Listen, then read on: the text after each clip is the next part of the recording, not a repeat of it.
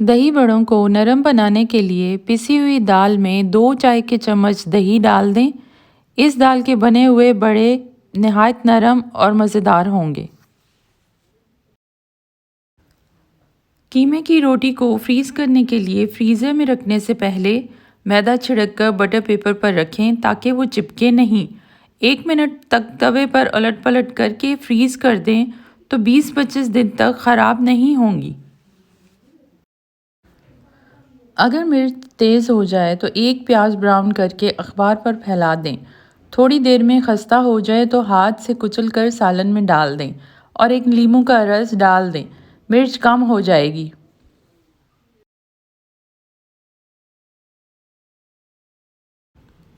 अगर सालन बनाने के बाद शोरबे, कोरमे या सब्ज़ी के ऊपर घी या तेल ना आ रहा हो तो आधा चम्मच उसमें कसूरी मेथी शामिल कर दें।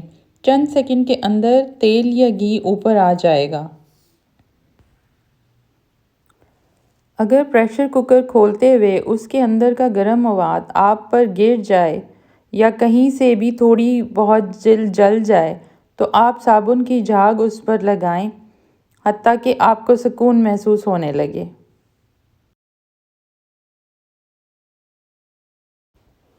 आमतौर पर शीशे के ग्लास एक दूसरे के अंदर रखने से चिपक जाते हैं, तो ऐसी सूरत में ग्लास के अंदर बर्फ़ या बर्फ़ का पानी डाल दें और फिर बाहर के ग्लास को गर्म पानी के बर्तन में डुबोएं तो ग्लास अलहदा हो जाएंगे।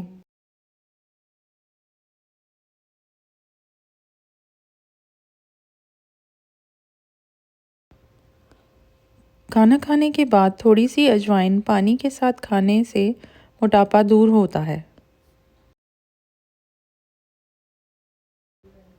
कमज़ोर लोग अगर रोज़ाना 10 दाने अंजीर खा लिया करें तो दुबलापन ख़त्म हो जाएगा।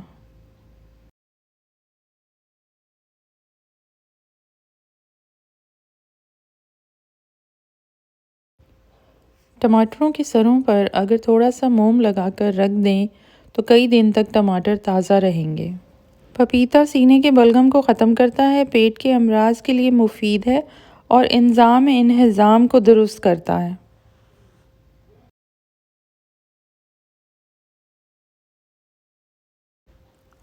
जिन लोगों के पाँव में पसीना बहुत आता है वो जूते पहनने से पहले पाँव के तलवों पर फटकड़ी पीस कर लगा लें तो पाँव में पसीना नहीं आएगा।